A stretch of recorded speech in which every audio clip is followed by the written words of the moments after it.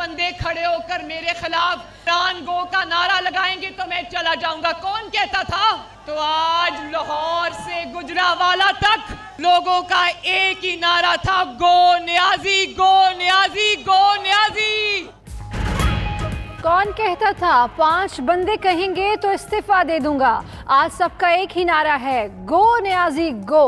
इमरान खान बताओ, खुद जाना है या अवाम उठाकर बाहर फेंक दें? मरियम नवाज की गुजरांवाला जलसे में हुकूमत पर तनकीद। मजीद बोली, इमरान खान याद रखो, सफ़ा पलटते देर नहीं लगती, अवाम वोट चोरी का हिसाब लेंगे, आपको NRO नहीं देंगे। तब्दीली ये है कि आज पाकिस्तान में तारीखी महंगाई है, आज पाकिस्तान में तारीखी गुर्बत है। अवाम से एक ही सवाल है, क्या तब्दीली पसंद आई? बिलावल भुट्टो भी हुकूमत पर बरस पड़े। आज मुल्क में तारीखी महंगाई और गुर्बत है, क्या ये है तब्दीली? करप्शन खात्मे का वादा करके करप्शन के रिकॉर्ड तोड़ डाले। अब इमरान खान के घबराने का वक्त आ गया है। कठपुतली राज मुकम्मल नाकाम हो चुका। आज तमाम जमहूरी क़ुव्वतें एक पेज पर हैं और एक ही मुतालबा है, जमहूरियत बहाल करो। अब तहरीक चल पड़ी है, जाली हुक्मरान अपने अंजाम को पहुंचने वाले हैं। यहाँ के बाद अवाम का समंदर कराची में आएगा, इंशाअल्लाह ये आने वाला दिसंबर नहीं देखेंगे। जाली हुक्मरान अपने अंजाम को पहुंचने वाले हैं, हुकूमत आने वाला दिसंबर नहीं देखेगी। मौलाना फजलुर रहमान का PDM जलसे से खिताब।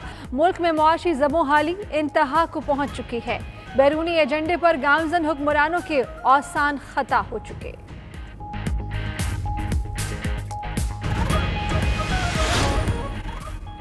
PDM का जलसा। मरियम नवाज की तकरीर के बाद बड़ी तादाद में कारकुनान जलसा गाह से निकल गए। बिलावल भुट्टो की तकरीर के दौरान पंडाल तकरीबन खाली हो गया। PDM के सदर मौलाना फजलुर रहमान खाली कुर्सियों से खिताब करते रहे।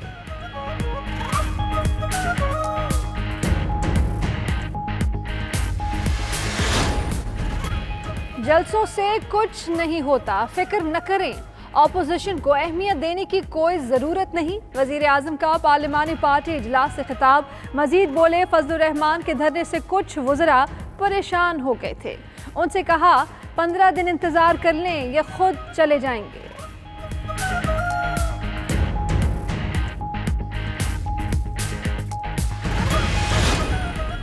स्टेडियम भरने के चैलेंज में मेरी जीत हुई। वफाकी वजीर इत्तला शिबली फराज कहते हैं, PDM का पहला जलसा ऐसा है तो आगे क्या होगा?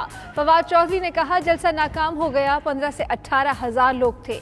फैसल जावेद बोले, 11 पार्टीज मिलकर भी कुछ नहीं कर सकी।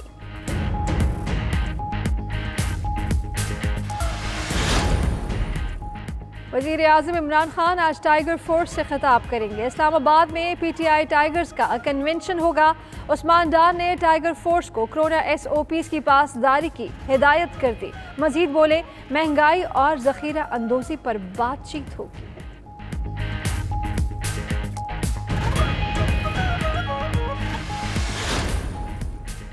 नेशनल T20 के दोनों सेमीफाइनल आज खेले जाएंगे। पहले सेमीफाइनल में दोपहर 3 बजे नॉर्दर्न और सदर्न पंजाब की टीमें मद्दे मुकाबिल होंगी। दूसरे सेमीफाइनल में खैबर पख्तूनख्वा और सिंध का टकराव शाम 7:30 बजे होगा।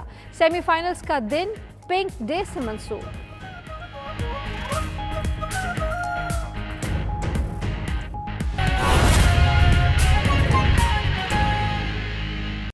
इदारा शुमारियात ने हफ्तावार महंगाई के आदाद शुमार जारी कर दिए। एक हफ्ते में महंगाई में 0.45% इजाफा हो गया।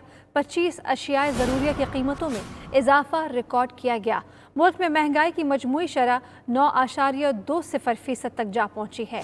इकराम होती साथ हैं, उनसे हम बात करेंगे। इकराम, कहिएगा क्या आदाद शुमार है महंगाई के?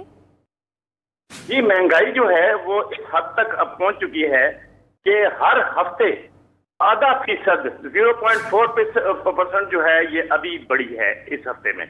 अब ये हर हफ्ते आधा फीसद बढ़ती जा रही है और इसको कोई लगाम नहीं है। इस महंगाई में जो सबसे ज्यादा जो चीजें महंगी हुई हैं उसमें खाने पीने की अशिया का जो है वो बहुत ज्यादा महंगी हो गई है। 25 अशिया जरूरिया जो हैं वो महंगी हो गई हैं और इस लिहाज से 9.2 तक अब वापस जो है महंगाई की शरह पहुंच गई है।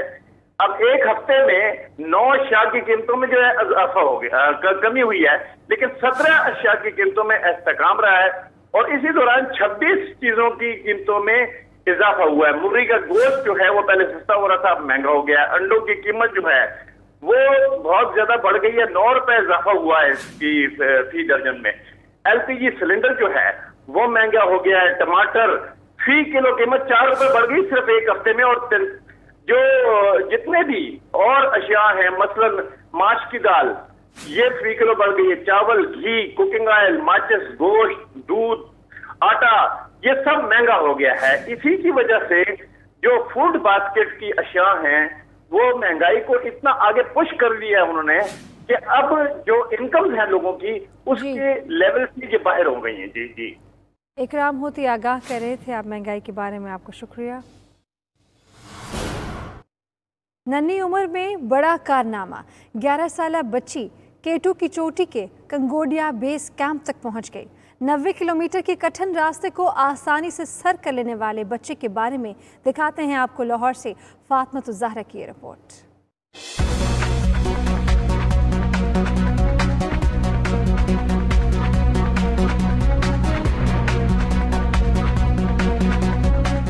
मिलिए लाहौर के 11 साला वाइस सलीजर से, जिसने केटू की चोटी के स्कूली से कंकोडिया बेस कैंप तक पहुंचने का मुनफरिद कारनामा अंजाम दिया। 90 किलोमीटर का ये रास्ता मुकम्मल करना बच्चों का खेल नहीं, लेकिन वाइस ने अपने वालिद अशीर चौधरी के हमरा एक ग्रुप के साथ ये ट्रैक मुकम्मल किया।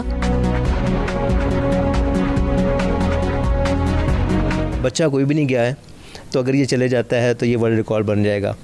तो मैंने कहा कि यही सोच के लेके गया था कि माँ बाप अपने बच्चों के लिए मेहनत करते हैं, तो ये उसके लिए एक मेहनत ही है और इससे पाकिस्तान के दूसरे बच्चों को भी मोटिवेशन मिलेगी। तो फिर अल्लाह का नाम लेके और दुआएं करके पहुंचा हूँ और चौथे दिन से लेके 7वां दिन पहुंचने का, 8वां दिन वहाँ पे और फिर वापसी के 2 दिन वो इसी तरह ग्लेशियर के ऊपर थे। नन्हे वाइस का कहना है कि उसे घर वालों को मनाने के लिए 2 महीने लगे, तब जाकर दुश्वार गुजार सफर की इजाजत मिली। मेरी विश थी कि मैं केटू का ट्रैक करूं, तो फिर मुझे पता चला कि डैडी प्लानिंग कर रहे हैं और फिर मैंने भी उनको जिद की। उन्होंने कहा कि नहीं ये ख़तरनाक है, मुश्किल है, पर मैंने बहुत ज़्यादा जिद की और मुझे 2 मंथ लगे परमिशन लेने में। 6ठी जमात के तालिब इल्म का कहना है कि वक्त गुजरने के साथ साथ मुहिम जोई का इसका शौक बढ़ता ही चला जा रहा है। बाइस अगरचे छोटा है, मगर इसके हौसले ने बड़े बड़ों को पीछे छोड़ दिया है और अब इस बाहिम्मत बच्चे ने ये पुख्ता इरादा कर लिया है कि आने वाले दिनों में अपने घर वालों का नाम मजीद रोशन करेगा। कैमरामैन ताहिर हुसैन खोखर के साथ फातिमा ज़हरा, 92 न्यूज़, लाहौर।